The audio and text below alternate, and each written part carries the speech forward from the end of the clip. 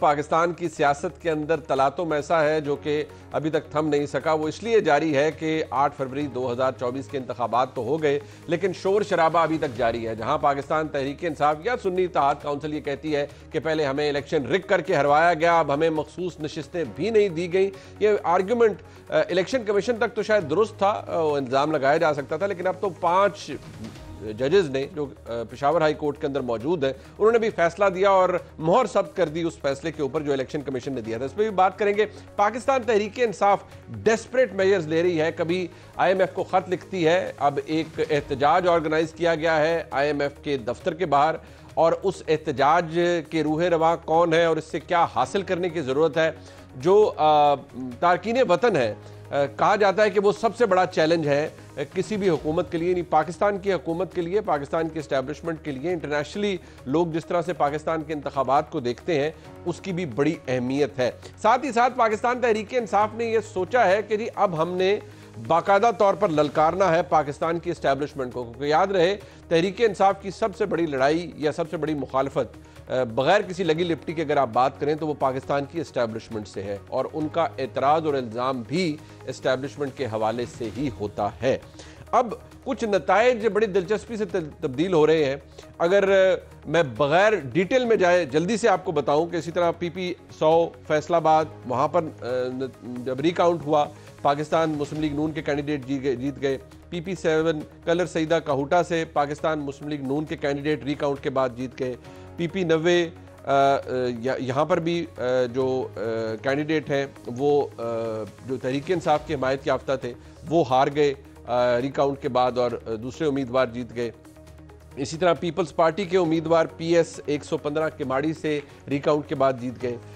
NA 81 Gujranwala, ये अजहर क़यूम नारा साहब ये हार चुके थे पहले नताइज के बाद, लेकिन जब 75 पोलिंग स्टेशंस की दोबारा गिनती की गई तो उसके बाद ये अपनी नशिस्त जीत गए।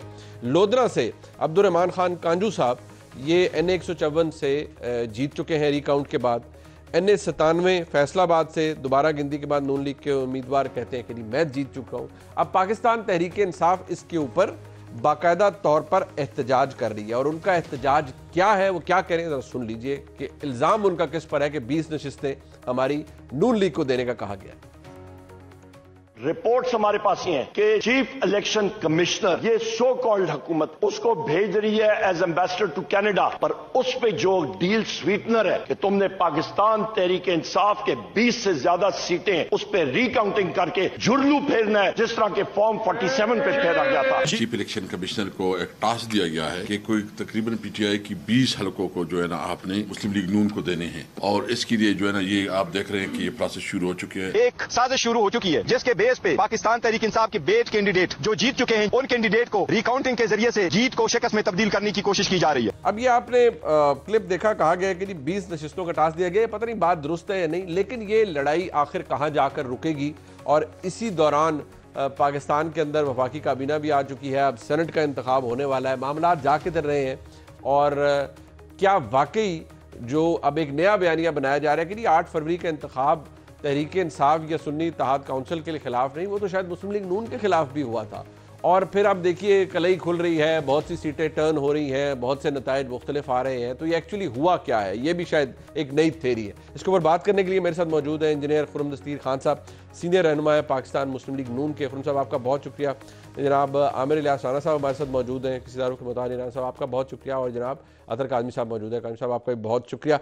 अब खुर्रम साहब वैसे मशवरे की बात है, आप भी कुछ दरखास्त रिकाउंट की दे ही दें, आपके हमसाए में तो नशिस्त मुस्लिम लीग नून ने दे दी है और जीत ली है रिकाउंट के बाद, तो आप भी कुछ पोलिंग स्टेशंस को खुलवा लें, क्या पता नतीजा वहां भी तब्दील हो जाए।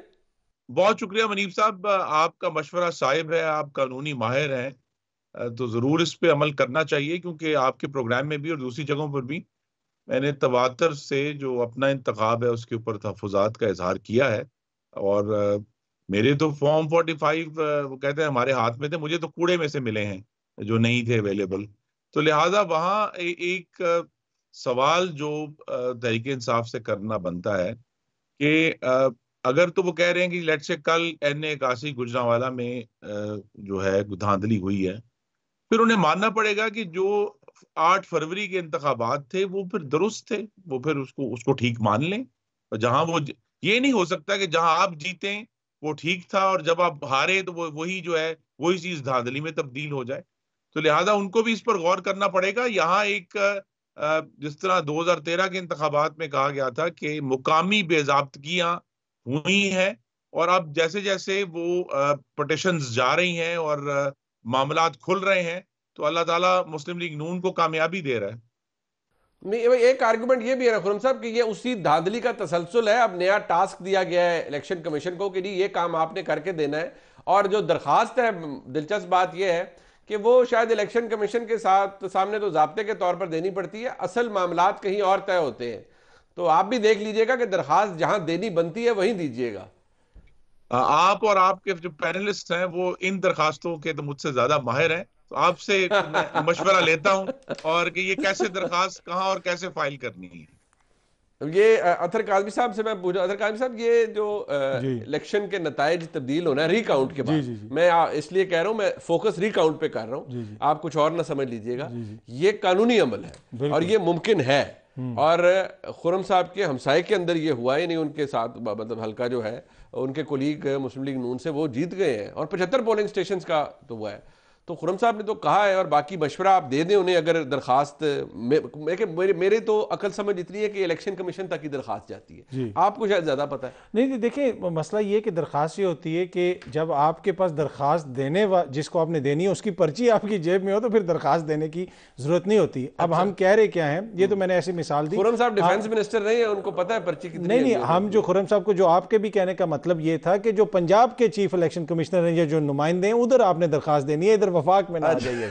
ये हम कह रहे थे, खुदा ना खास्ता और तो कोई बात नहीं, खुदा ना खास्ता आपका कोई इसके अलावा किसी और जगह पे जो है नहीं इन्होंने नहीं देनी। देखिए चिड़ियाघर भी कोई चीज जगह होती है वैसे, मतलब मैंने पूछा है, वहां तो बच्चे खेलने के लिए जाते हैं। असल में इशू ये है कि अब सियासत में अब हर तरह के इल्ज़ामात तो लग रहे हैं। अब खुरम साहब जो हैं उनके अपने तहफ़्फ़ुज़ात हो सकते हैं, मियाँ जावेद लतीफ़ साहब बरमला ये कह रहे हैं, जहाँ पे तहरीक इंसाफ वाले इल्ज़ाम लगा रहे हैं कि हमारे साथ हुई है, जावेद लतीफ़ साहब भी कह रहे हैं कि मुझे हराया गया। इसी तरह फैसलाबाद से भी बहुत सारे लोग कह रहे हैं। अब इशू ये है कि कहीं ना कहीं मसला तो है इलेक्शन में, अगर कोई भी खुश नहीं है, किसी को भी इस पूरे अमल से इत्मीनान नहीं मिला, तो फिर हमें सोचने की जरूरत है कि इतने जो करोड़ों लोगों ने बाहर निकल के वोट डाले, लोगों को वोट दिया, हर जमात को वोट दिया और कोई भी जमात ये कहने के लिए तैयार नहीं है कि ये पूरा अमल जो है दुरुस्त हुआ, तो फिर हम जा रहे किस तरफ हैं? ये एक बड़ा क्वेश्चन है जो सियासी इशराफिया को भी, हुक्मरान इशराफिया को, जो निज़ाम चलाते हैं, सबको करने की जरूरत है। अगर यही रहा, अगर इसी किस्म का आप जिसे कह सकते हैं कि अदम एतमाद हो गया हर चीज के ऊपर, तो क्या वो मुल्क के लिए मुनासिब है? क्या वो हमारे लिए मुनासिब है? बट बात ये है राना साहब कि क्यों ना ये कर लिया जाए, मतलब एक तजवीज़ है ना, हम तो तजवीज़ ही दे सकते हैं कि इस मसले का हल ये है कि उधर सुन्नी इत्तेहाद काउंसिल या पीटीआई 4 हल्के बता दे, 5 बता दे, कानून के मुताबिक इलेक्शन कमीशन में दरखास्त दें, इधर मुस्लिम लीग नून के दोस्त भी हल्के बता दें केपी के, और सारों के अंदर वो कहीं जी रिकाउंट करवा लें, जरा चेक करवा लें क्या है क्या नहीं है। मुनीब साहब इतना ही सादा मसला है, ये मान गए थे 2014 के धरने के बाद। नहीं मतलब देखे ना, अब ये रिकाउंटिंग ना फिनोमेना इसलिए नया लग रहा है कि पिछली दफ़ा अदलिया इस्टेब्लिशमेंट मिल के खान साहब को लाई थी। 2018 की जब मैं बात करता हूं तो लोग कहते हैं उस वक्त की गलतियों को आप कैसे दूसरी तरफ कर सकते हैं। अच्छा, तो वैसे इस दफा क्या नहीं, मैं आपको बताता हूं ना, हम भूल गए पिछली दफा इमरान खान की रिकाउंटिंग शुरू हुई थी, ठीक है, ख्वाजा साद रफीक की। चीफ जस्टिस ने क्या फैसला दिया? और मैं फर्क चंद वोटों का था, नहीं फैसला क्या दिया? इलेक्शन हो गए खत्म, ठंड, Qasim Suri stay Supreme Court से ठंड।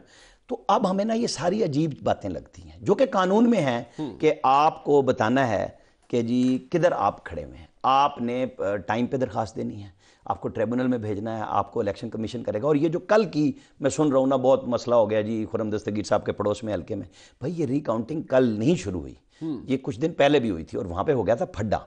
अच्छा, तो उसकी वजह से ये रोक दी गई थी। तो आपने मेरे शहर से यार एक एमपी जीता है और आपने उसका नाम ही नहीं लिया, पीपी 90 का, बखर दरिया खान से, वहाँ अहमद नवाज नवानी जीते और इरफानुल्लाह न्याजी, हफीजुल्लाह न्याजी के भाई हाथ थे। मैं कहता मैं बता दूंगा हमारे शहर का नाम, मेरी गलती है, मैं बताना, मैं हमारे शहर का नाम भूल गए, बखर से, बखर से, हाँ जी, तो वो भी रिकाउंट हुआ। असल में ये इसी बुनियाद पे मैं कह रहा हूँ कि या तो कोई टर्म्स ऑफ रेफरेंस हो कि जी हमने मानना है। जब आपका है कि मैंने मानना ही नहीं, मेरा कौवा सफेद है, आप उसको काला कैसे कराएंगे? कानून आपने मानना नहीं, आप कहते हैं जी बल्ले का निशान, 3.25 की वीडियो है, सारे जितने जफादरी वकला हैं उनकी कलई खुल गई सुप्रीम कोर्ट में। अच्छा जी, भाग रहे हैं और कल क्या कह रहे थे बैरिस्टर मरवत, हमारी रिक्वेस्ट है सुप्रीम कोर्ट से, हमारी दरखास्त सुनी जाए, जब हम देंगे। वो जमाने चले गए ना, और ले आओ दरखास्त, यार हम बैठे हैं, जज भी बैठे हैं, अमला भी बैठा है, दरखास्त नहीं आ रही। ये आदतें थी बिगड़ी हुई। अब हैं जाके केस लड़ने की। 5 जजेस ने एक दिन इंतजार किया, अली जफर साहब का आपको याद है ना, जी। वो नहीं गए। अच्छा। अब जब दोबारा गए तो उन्होंने जिसको माले गनीमत कहा था वो भी बांट दिया ना।